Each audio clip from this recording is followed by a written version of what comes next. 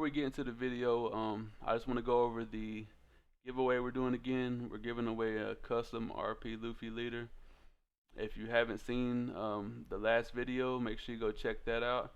To enter the giveaway, make sure you comment on the last video. That way when I run the random generator, it can pick up your name. You have to be subscribed. If you hit that like button, it'd help your boy out in the algorithm. But make sure you leave a comment on the last video. That is how you're going to get entered into the giveaway. So please do that. Alright, moving on.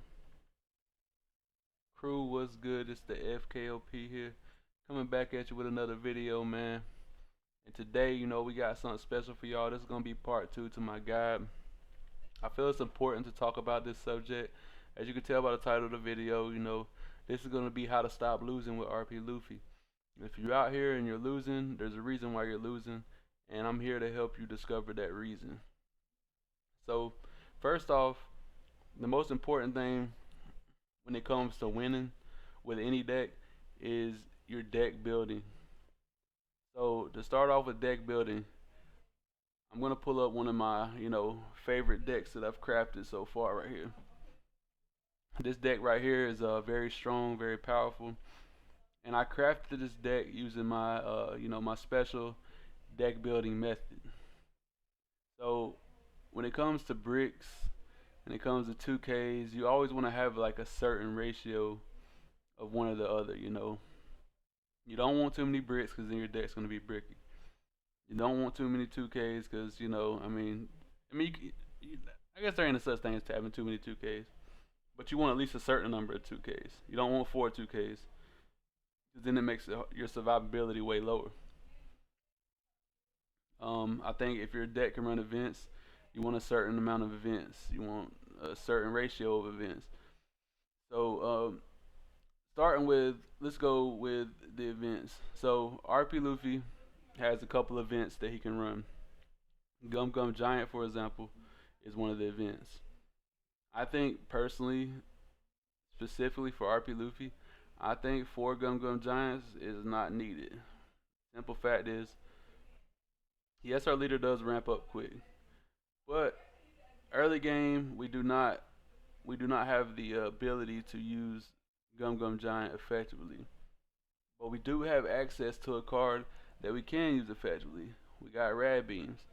So Rad Beam we can use at a lower don. At a lower cost, should I say. We don't have to do the -2. We still get the 4K if we have 2 or less life. So that being said, adding 2 Rad Beam makes this list specifically that much more stronger in the early game. So you have to think about your early game survivability, your mid game, late game, all that. It all has to go into your deck building. Also, on top of that, we have 3 more events in Thunder Bagua. This event right here is especially good for our leader because the requirements for this card to get you ramp with, because it's also a ramp piece, but in order to ramp with it, you have to have 2 or less life cards. So that being said, if you have 2 or less life, you basically take an early game hit. You get to ramp with this card, and you get to protect your leader from an attack. So it's great in the early game. It's great in the mid game. It's great in the late game. This is what you call a AAA card for your leader right here. It's great in every aspect of the game. Late game, I can use it to counter out of an attack. Mid game, early game, so on and so forth. So when you're building a deck, you want to have cards that's good throughout the entire game. This is why I say Brûlé is better than Bon Clay. The simple fact is, Brûlé is a blocker through the entire game. So if I top deck a Brûlé, and that's my only card I have in hand late game, she can almost guarantee eat an attack unless they have a way to remove her. On top of that, she's a ramp piece. So she does ramp on KO. And third least, not least, should I say, on third, she's a 1K counter. So she's never a brick in hand, and she's also a playable card throughout the entire game and she's effective throughout the entire game. That's why this card, in my opinion, is just the second best ramp piece in RP Luffy. So I'm running 4 of her over the Bond Clays. Zorojoros, great card. This is probably your best ramp piece. The reason why I would never cut Zorojoro out of my deck is the simple fact is he's an attacker. And when you're running a 3 life leader, you need as much pressure on your opponent as possible. This is also a reason why you could be losing as well. If you're not applying the right technique when you're attacking your opponent, if you're not attacking your opponent efficiently in the way they need to be attacked, and you're worried about their board as a 3 life leader, 6k power, you don't need to worry about your opponent's board hardly ever. If you watch majority of my gameplay, you'll hardly ever see me go into board. There's a reason for that. There's a reason for that though, because when you apply pressure to your opponent, you put them in situations where they have to worry about your board. They either have to worry about your board or they have to go for game. And if they commit everything to go for game, you usually can kill them on the crackback. So that is the methodology behind RP Luffy here. But you can apply the same thing with any leader. So let's get to the basics. You want around 15 to 12 bricks is what I'm like comfortable with. You know what I'm saying? This is what I've tested with. I've had major success with. I won tournaments with 15 to 12 bricks. So we're gonna go through the bricks and see how many bricks I have in this list. But most of my builds, if you count the bricks, is what it's gonna be, unless it's just a crazy build that I'm trying out. So we got 3 new gates. That's 3, 6 is the monkey dragons. We got 6, 7, 8, 9, 10, 11, 12, 13. Just 13 bricks in this list. So there's only 13 bricks, and when I mean by bricks, I mean cards that don't have any counter, they have no value inside your hand besides being a playable card. So this list is only running 13 bricks, and that's just because thanks to the Sanji, we do have a high cost card that has counter on it. So this list right here is very clean cut, it's very efficient. I don't have a problem where I'm barely seeing top end. I do have enough top end to where I'm still seeing top end in almost every hand. There is games where you might not see your top end, but we're running cards to help that as well. This is where you get into your cyclers. You run cycle cards to help you cycle through your deck and get to your top end. So you don't have to run as many to see them every game. You know what I'm saying? That's another aspect to the game though, because not every color has cyclers. But just saying, keep the bricks 12 to 15 if you can. I have done 17. I have done 20 something, which is outrageous. But just think of this way: the more bricks you have, the less likely you are to have counter in hand. And how do you survive in One Piece? Is having counter in hand. I mean, it's just the only way you can survive attacks. So that being said, 15 to 12 bricks. Okay. If you are running events, or if you're playing RP Luffy specifically, this event ratio is damn near perfect. I don't think I would change it up for nothing. Like 2 Rad Beams, 3 Thunder Bagua, 3 Gum Gum Giants. This event ratio has worked out for me perfectly. It's 8 events. You have a good chance of seeing them every game. You have a good chance of seeing them off your draws. And by the way, Gum Gum Giant is also a cycle card, so we're running 6 cyclers in this deck specifically. So it's a great way to survive the game right here with these event cards. There is events for every color. Should you run events at every color? I'm not sure, but I don't think it's a bad thing to run an event if it's protecting you from taking a hit. I mean, I'm sure every color has their events, like the 0 cost, you're the one should disappear, something like that.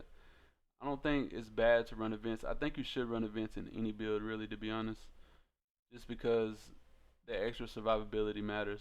Unless you want to go down to zero life or something like that, that's different. Now let's talk about the 2Ks. I think 2Ks should be ran at 8 plus.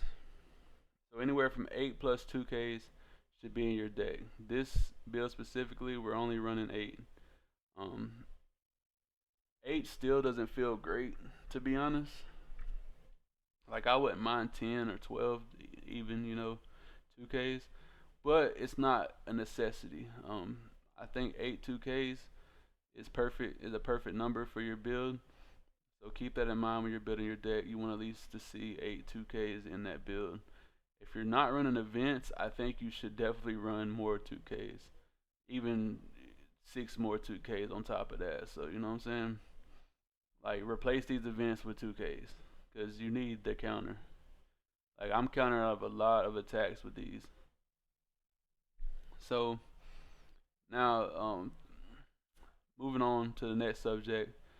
So now your 1K counters, I think every other card you have should be, every other card you have is going to be a 1K counter. I don't think there's really a right or wrong number to 1K counters as long as you have those ratios of bricks and those ratios of events and those ratios of 2Ks. Your 1K counter number is going to be perfect. So long as you cover the other bases, your 1K counters are going to be perfect. Alright, so we went over bricks, we went over 2Ks, we went over events, if your deck can run events, or if you want to run events. I think there might be events for every deck. Um, Also, another thing too, it wouldn't hurt to swap the two cost events for 2 cost blockers. So whatever color you're running, run a 2 cost blocker. I think that is a good thing to do as well. Like yellow, I think they got the little Shirahoshi blocker or whatever. If they have a decent effect, I would say run a 2K blocker, 2 cost blocker as well. I do think you need a certain amount of blockers in your deck as well. That's the next thing we can go over. I think 8 blockers is a decent number to have, and if you can run more, I think that makes your deck that much stronger. So if you take a look at this build, we have 4 blockers here, 4 blockers here, that's 8. Got 4 more blockers here, but also a 2K counter, so plus plus. 4 blockers here, that's 12, and then we got 3 more blockers here, that's 15 blockers in this build right here. That makes this build very strong. It makes the survivability rate very strong. And if you're running a 3 life leader, I think you should, have a decent amount of blockers. It helps you win games. They come in clutch if you top deck them, late game, and it's your only card in your hand. I mean, top decking a blocker never hurt nobody. You know what I'm saying? So definitely should run around 8 blockers, I think, for the perfect number. That's the sweet spot. More if you can. If your blockers have extra utility, you know, that's a plus as well. Like if you look at this blocker here, on opponent's turn, when this character is KO'd by your opponent's effect, your leader gains 2,000 power. So this blocker has double utility. Blockers with double utility is even better. Like this blocker here, if I have two less Dawn than my opponent, I can play him out for 3. This blocker here cycles my deck, gives me draw 2 cards, trash 1. This blocker here adds me a Dawn on KO. So if you could find double utility blockers, I think that is a plus as well when it comes to deck building. And when I say deck building, I don't mean just for RP Luffy. You can apply this methodology and build any leader. I've done it. Like I haven't posted on the channel, but I've played with a lot of leaders. I played with Yamato's. I played with everything, and I've built crazy decks for all of them. Speaking of which, if y'all would like to see other leaders, which I'm probably gonna do anyway, whether y'all do or not, because like I'm a deck builder, and for me to showcase my true abilities, I feel like I would need to do other leaders as well. So I'm gonna break other leaders in the future. So stay tuned for that if you want to see other leaders. It's coming soon. So that's enough speaking on deck building. that's like the basic things you need for deck building. Take notes if you need to, man. Remember it. Try try building you a deck using this methodology, and you'll see how strong it is.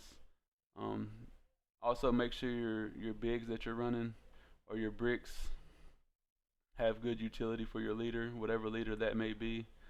Um, like my bigs give my leader power for during my opponent's turn, or their rushes, or yeah, they're either giving me power during my opponent's turn, they're rushers, or they're giving me another turn. So there's that. But now I'm gonna go through some gameplay and show y'all how to play this leader specifically, or you could even apply this to some other leaders, but really mainly this leader because he's a 6K lead and he's only 3 life. So let's get into the gameplay, crew. Hey, but before we do, hey bro, drop that beat. All right, crew. So right here, I have a game that I should have won, but because I didn't stick to my strategy and my method of winning, I lose this game. Let me show you how this game plays out. And I'm gonna show you how crucial it is to play this leader right if you want to win, because one little mistake, you lose the game. Let me get it started here. Hold up 1 second. Come on, thing. Alright. So this is a little build I was testing out.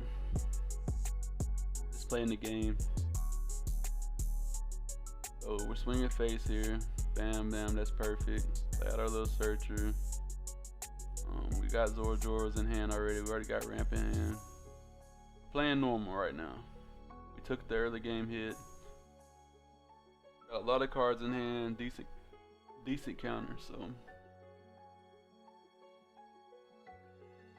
unfortunately, playing 1 cost against Smoker, he gets above his leader, but that's fine. We'll 2K out. We save the Uso Hachi in hand because we know that our opponent has blockers. In late game, this Uso Hachi can come in clutch. So we strap 2 to Zorojoro, swing face. Playing perfectly so far. Swing face again. We save 1 up because we want to play the event out. We get into the 7 cost Sanji. That's perfect. Right now we're playing excellent. We're doing what we're supposed to do. He swings at my Zorojoro.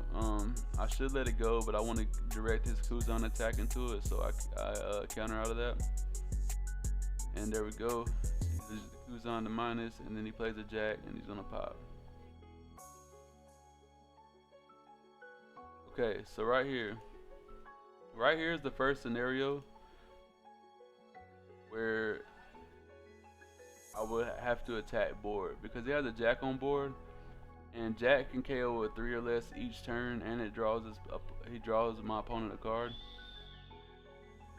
We're going to get this Jack off the board, like we have no other options.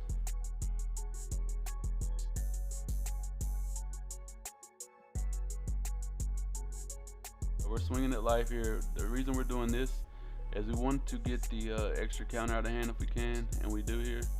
And then now we're gonna go 12 over 8, and we're gonna get rid of the Jack. We're playing this turn perfectly right now. So far, so good.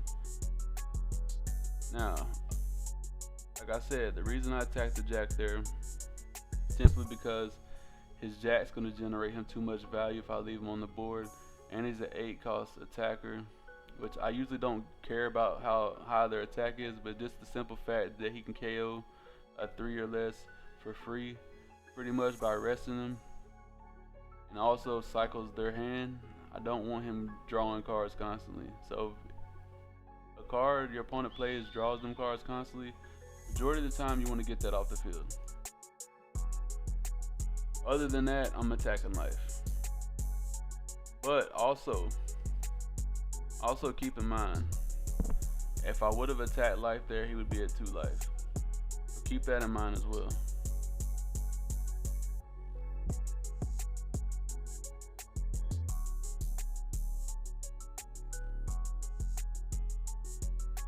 So it's not a bad play.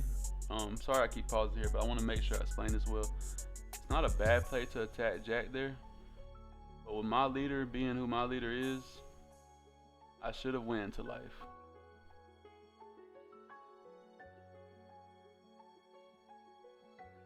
He swings 6k at me. I think about countering out there, but we're gonna take, because we don't want to go down. We don't want to use Gum Gum Giant and go down too low and dying right now. And brand new out, Suru. It's probably gonna KO our big Luffy here, which is unfortunate. He does KO our big Luffy here. Right here, we got 3 Gum Gum Giants in hand. Alright, we put 1 on Zoro swing life. That's perfect. We ramp with lead.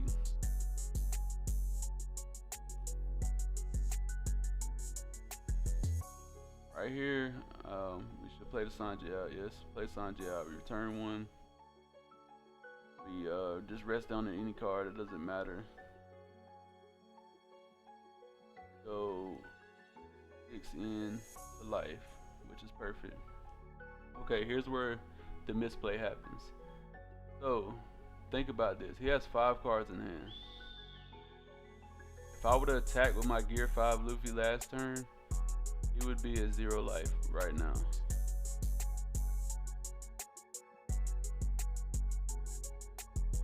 So I attack for 6.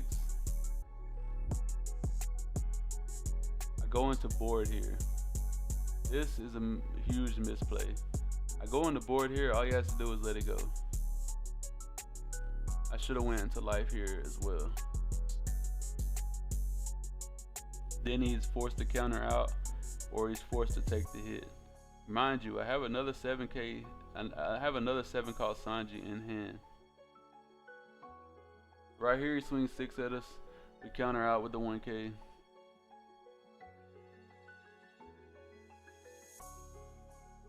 He's gonna pop our Sanji here. Doing black things, you know what I'm saying? Swing 6 at us here. We're probably gonna Gum Gum Giant out because we still can play the Sanji out.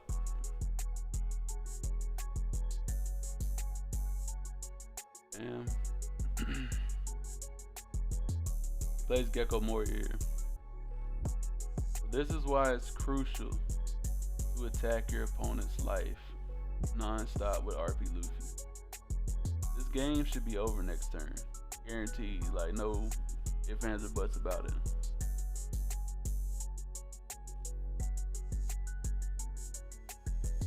So he KOs our Sanji here. We get our next turn. So we got 9 Don to work with here. We use the Sanji. Return 1, and we're gonna rest down to Rebecca here. Right here, I'm trying to decide what to do. Mind you, he should be at 0 life right now, but because we didn't attack the way we're supposed to, we was worried about the Jack. We don't need to worry about the Jack. You don't need to worry about their bodies. Yes, I said it was not a bad play. It wasn't a bad play. But it was a play that could cost me the game. So the simple fact is, it wasn't a bad play, but it wasn't the best play.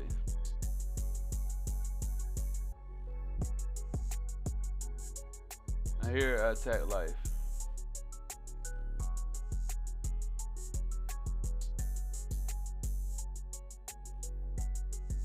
He counters out of that hit. He counters out of that hit right there. And I'm swinging another 7 at life. He takes. So he has 0 life now. But he's got a board full of bodies to attack with. Well, at least 3 good bodies, possibly 4 to attack with. I counter out.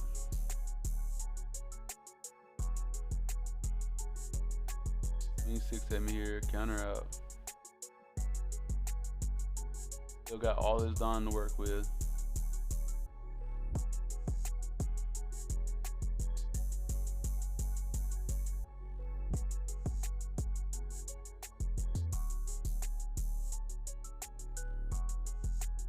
See what he does. Swing 6 here. I'm forced to either take this life or give him the Gum Gum Giant. I go ahead and give him the giant. Cycle through. We get into 1K counter and a rad beam, but we have no open dime. Which is another misplay right here, mind you. We could have left 2 open dime because we know we play enough events where we could possibly cycle into 1 using the Gum Gum Giant, which also could have helped us here. He swings 6. I give him the 1K counter.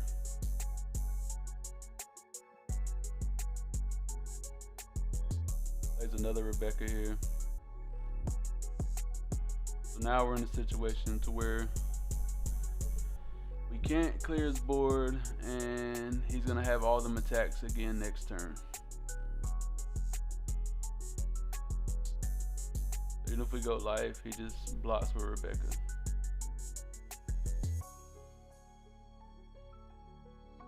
We're gonna leave 3 Don open because that's literally our only play. Probably should leave 4 open, to be honest. There's no reason to go 10 in it. I know he ain't got 10K worth of counter. But this is a perfect example of why it's important to attack life with RP Luffy. This is a game that we should have won, but because we didn't do what we were supposed to, we're gonna end up losing this game. Got another Thunder Bagua. So here we'll just go ahead and counter out.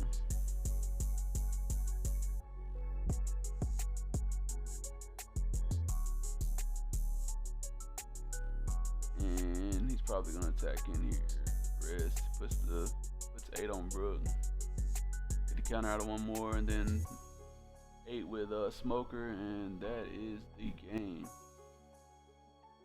So, notes to take. There was multiple opportunities where we should have won this game. When we attacked the Jack with Gear 5. Also, when we swung the Sanji into his board instead of life. So there's 2 instances right there where we could have capitalized off our plays and won this game. That's why it's important that you play properly when you're playing against your opponent, and you know what your opponent does. Anytime you're playing a black deck, don't value your board at all because they're probably going to get rid of it anyway. And if they're investing to get rid of your board, then they're going to have less to attack with anyway. So yeah, he might have got to attack me with the Jack, but in order for him to KO that Sanji, he probably would have had to do, a lot of minusing, which would have cost him a lot of dime, possibly if he didn't have an Ice Age. If he did have an Ice Age, then it is what it is. But still, it's a game I should have won. Let's get on to the next example, crew. Alright, crew, so now I'm going to give you an example of playing the game properly and how you're supposed to play it. Go full screen here.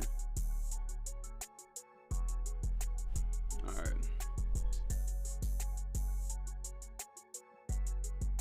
Playing our little searches out, whatever, doing our thing. So just keep in mind, if you're playing RP Luffy specifically, you always want to go into life. You have enough counter, you have enough events to protect you from hits. To cycle your deck, you get to more counter. So there's no reason not to go into life. Like the Jack kind of, flustered me. I get it. Like he played the Jack out like, oh, he's gonna KO my board. He's gonna KO my board any fucking way. He KO'd the shit anyway. You know what I'm saying? Like you can't think like that.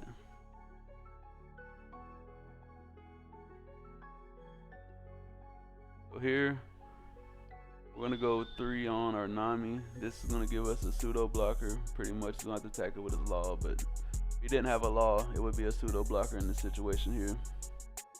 We're gonna leave 2 up for Thunder Bagua. Yes, we're at 1 life, but they're at 2 life, and we're a 6K leader. So here, I should actually probably save this Nami, so he has to go into this. He has to go into it with his Luffy here. If not, I'm gonna attack him with it again. So he doesn't go into it. We use the Thunder Bog with a ramp. He plays the Sanji to KO the Nami. I'm fine with that as well. So here we're at 10 done. We're gonna play out the 9 drop. It's gonna draw us a card. We're gonna swing 6 here at life. Counters out. We're going 10 here at life. Okay, he's down to 1 life. We have gear 5 in hand, so all we have to do is survive this turn. We have gear 5, we have Usohachi, we have Sanji. So we're not worried about blockers. He plays Gecko Moria. He gets him a blocker out.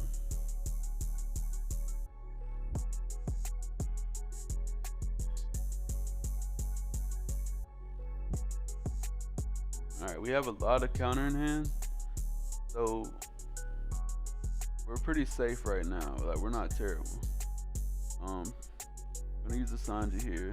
Saving Black Maria in case we wanna, like, you know, gear 5 or whatever. And get back up and done. We play the Sanji out here, return 1, rest with the Frankie, we ramp it back. Alright, now we got some attacks here. He's got 1 Don open. So I know he's probably got the Gum Gum Giant, but that's fine. We're gonna attack 7 here.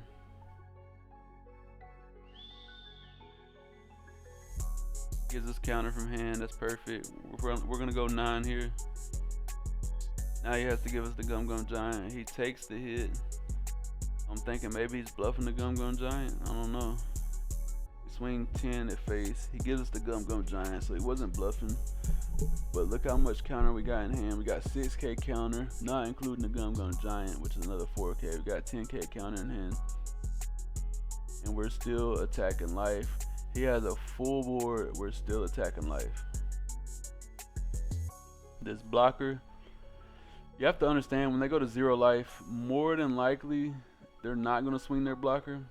But if they do, you're going to punish them anyway, so it doesn't matter. He swings 9 in here at life. Watch how he play this. I'm calculating his Don, seeing if he goes all in, can I counter out? Because I might want to make him go all in. I take the hit. I use the trigger effect, a Rad Beam. I didn't have to use the effect, but I did. I take the hit to go down to 0 here because this is a psychological game you can play with your opponent. I have 10k counter in hand. Gum Gum Giant also draws me 2 cards as well while discarding a brick. So the likelihood of me getting a 1k off of that is good just as well. So I'm just assuming I got 11 or 12k counter in hand. If he goes all in here on his Sanji to swing at me, I'm fine with that as well. And if he splits Don, I'm fine with that as well. Let's get this thing back playing. Okay.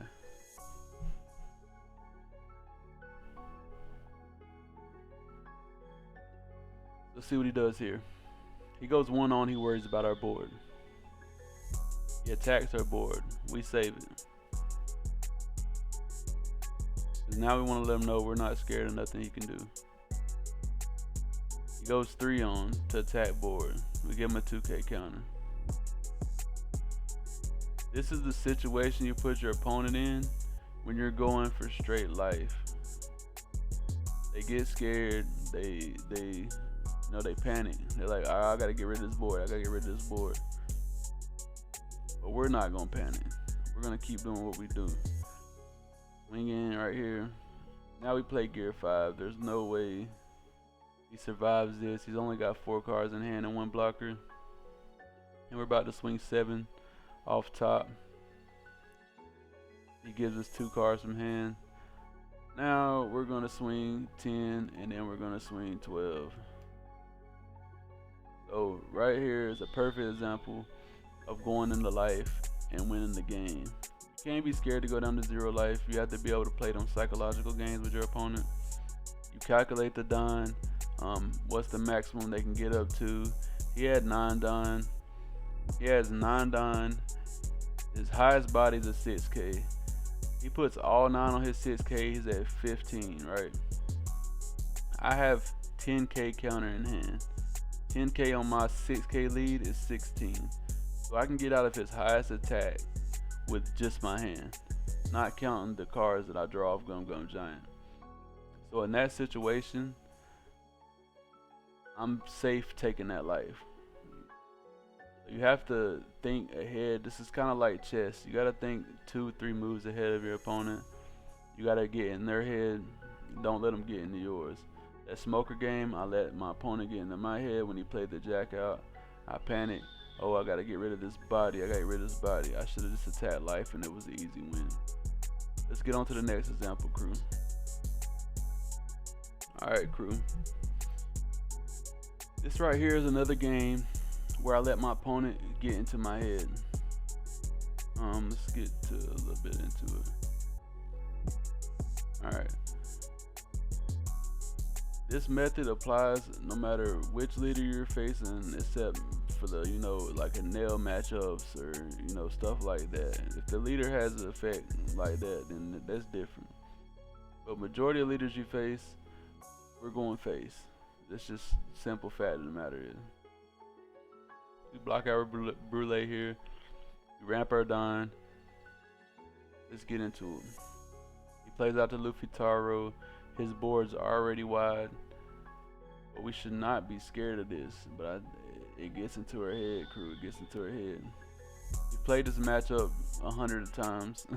100 times, man. We hardly ever lose this matchup because of our strategy of going straight face. But, it is what it is. We swing 9 here.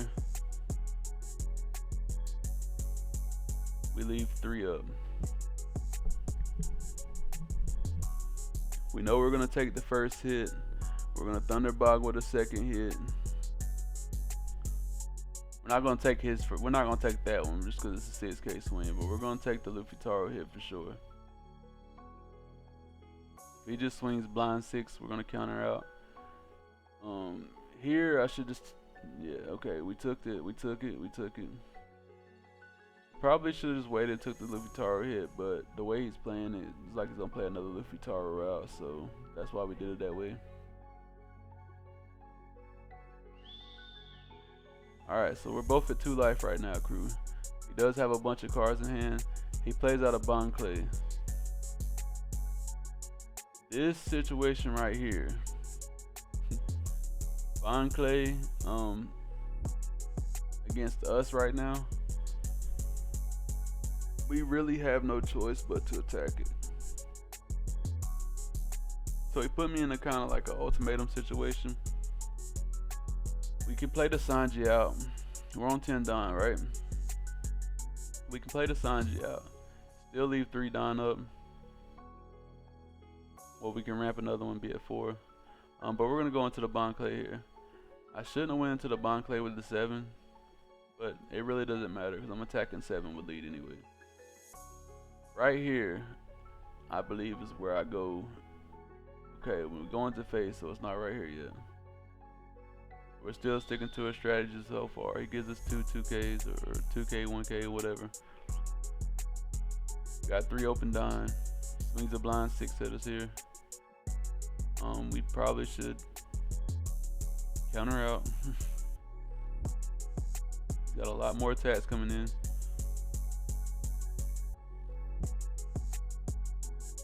I'm thinking hard here. I really want to give him a 2K for a 6K attack. I really don't have a choice. Give him the 2K.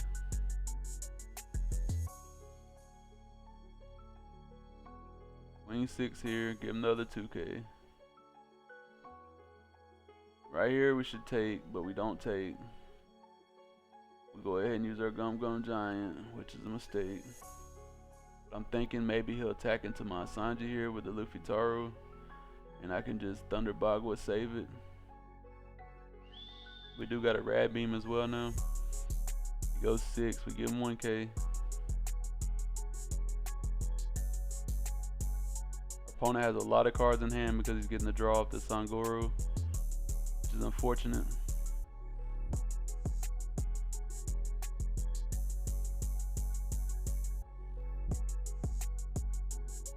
Okay, our opponent attacks into the Sanji like we thought. Like I said, we played chess. We're not playing checkers here. Get in our opponent's head. That's perfect. He plays a card we didn't know he had, the Sanji. We was not expecting the Sanji. Sanji and the Sanji here, he gets our Sanji. That's unfortunate, we needed that 7k attack. So all we can do here is gear 5.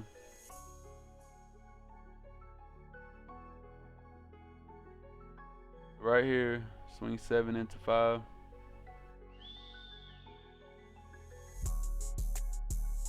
Counters out, of course. Makes sense. Ramp 1. Right here in this situation, his board's wide. And it's really scaring me. I hesitate and I go for board.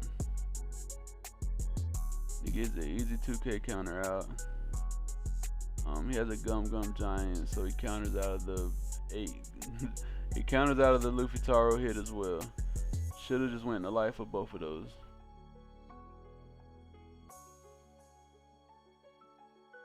He swings 6 here.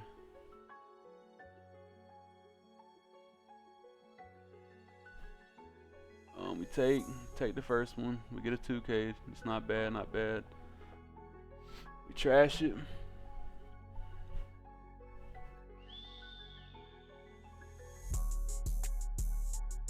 Alright. I wish sometimes you could like see what your opponent's hand is after the game, you know? Just so I could analyze if there was a possibility of winning or not in certain games. Counter out. He's got a shit ton of Don. I have no life left. He swings 6 here.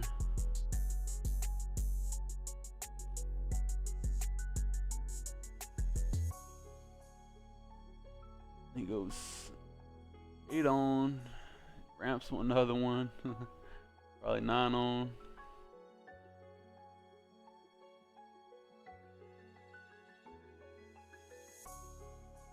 And he swings 17 at life, and there's no way out of that at all. So, oh, dang, I tried to stop on his hand.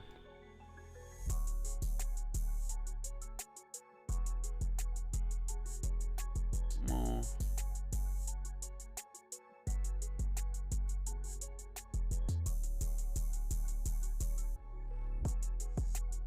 Gonna stop on his hand real quick.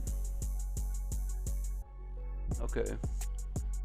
So you see in his hand, he has 2k, Gum Gum Giant, Sangoro.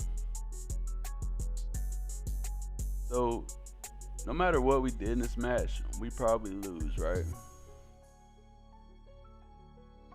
Unless, right here, yes, like I told you, you always want to go into life, right? But you get into situations like this, to where their board's full. I got greedy. I tried to take his highest attack off the board when he had 4 up. Try to take his highest attack off the board when he had 4 up right here. Where we at? Where we at? Not when he had 4 up, but when he had 1 Don up, and I knew there was a high chance he had a Gum Gum Giant. I go into his 8k body here when I could have easily just went into the Sangoro. That gets rid of 1 attack, right? That increases my chances of surviving right there. I already got the counter out of him with leader. That's perfect. That's what you want to do. If you're going to go into board, you want to get the counter out first if you can. If they take the life, that's unfortunate. Then go into board. I go into his 8k 1 Don up, which is a dumb move. I should have went to Sangoro here. That's 6k. He's not getting out of 6k more than likely with 1 Don up. And 3 cards in hand. There's no telling what he got right there. Well, he does draw 2 more cards, but there's no telling what he's got in hand at this exact moment.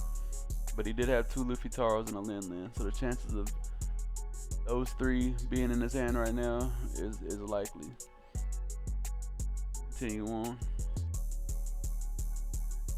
So let's see if I could even win if I take one attack off board. And mind you, the Sangoro draws a card as well. Alright, so let's say I take one attack away. Do I win?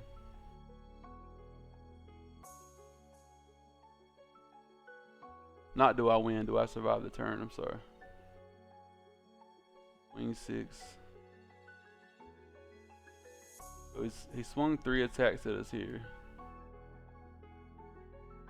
Swung 3 attacks at us. I could have got out of any one of those.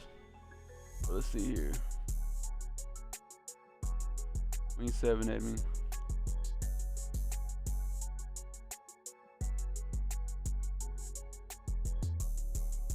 So -1 attack. I still have 1 life left right now. And Thunder Bagua.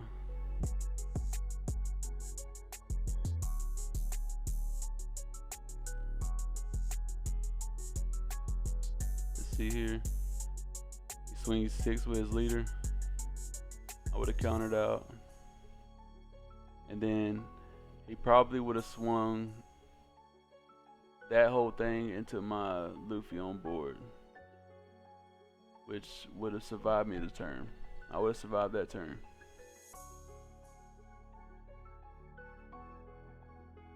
And the fact that he took a life as well, also, I don't think he would have took that life though. If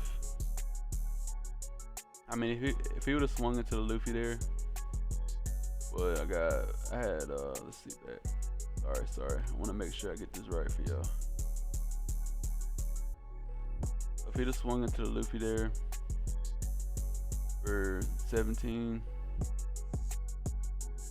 Thunder Bagua only gets me to 16, 17, so I can only get to 17 there. So yeah, pretty much that would have been a rough game to win, but this is why attacking the right spot matters. There comes situations where you have to attack board, and that's fine. But look how many attacks he had on board to kill me with 2 life. So try to keep that in your mind. Like, look how many attacks this man had to swing at me to kill me with 2 life. 2 life, and how many cards did I have in hand at the beginning of the turn? 2 life and 6 cards. Oh, not even then. I think it was further back. Hold up. Oh yeah. That was all 1 turn. Oh, it's even worse. Hold up. Okay. So look how many attacks it took him to kill me with 2 life and 3 cards in hand. This is why RP Luffy is powerful. It took this man 6 attacks, like big attacks too. They're not even like, I mean, yeah, he was just blind swinging with Sangoro, but he could easily strapped up and made it worse. Our opponent didn't play this optimally right here anyway, because if this would have been me, I'm going 1 on Sangoro, swinging 7. I got 3 cards in hand. I mean, yes, it could be Gun Giant, whatever, but still, swing 7, 7, 7, and then, divide up from there. But either way, it took our opponent 6 swings. I got 3 cards in hand, 3 and 2 life. So that being said, this game might have been unwinnable at the end of the day, but it's important that you play optimally. That way your losses are not your fault at the end of the day. Like, if you lose a game and it's not your fault, then hey, there's games like that. There's games where your opponent draws the nuts, and they're gonna have every card that they need, like Jinbei Boa to end the Jinbei Boa type shit. It happens. Don't let those games frustrate you though.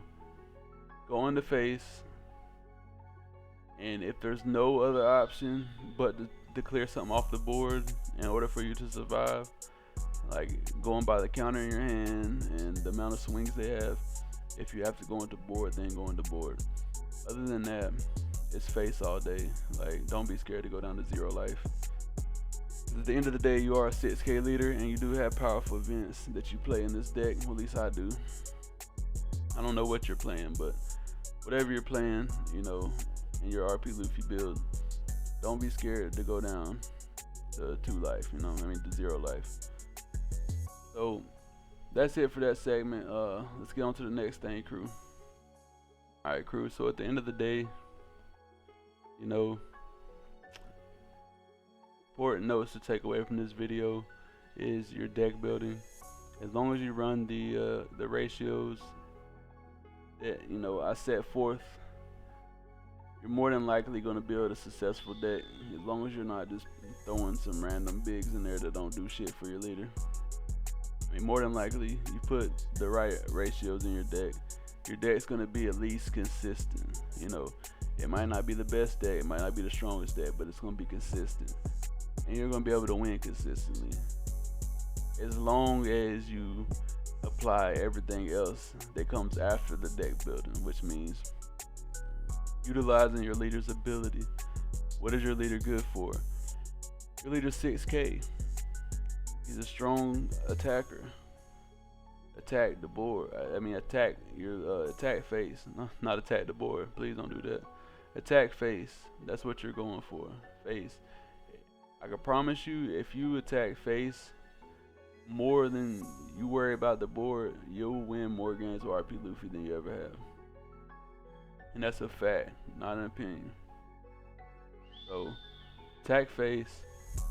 Play cards that help your leader survive the long game. You know, that game that list I was just playing, I think was like a Gear 5 spam build. It wasn't even like a competitive build. So realistically, I shouldn't even been able to compete like that with them decks. But because I applied the deck building strategy, my deck was still able to keep up with the other decks. You know what I'm saying? Like, I don't think we was even running like new gates or anything in that build. But because we applied the deck building strategy, it did make our deck consistently strong, even into meta matchups. I know Luffy's like one of the higher meta matchups right now, so to be able to even compete with Luffy, you know, with just a janky build of our deck is good within itself, and that shows that strong deck building is important. It's probably one of the most important things when it comes to winning. So make sure your ratios are good. Make sure you attacking that face, man. And hey, hit me up with your results, man. I got a lot of people say they've been winning their first locals. They've been winning this and that since they've been watching me. Hey, I'm glad. I'm proud, man. I want to thank y'all, man. Thank y'all for all the support. Thank y'all for all the likes. I can't do it without y'all. And if you like content like this, make sure you hit that like and that subscribe button for your boy, man. And until next time.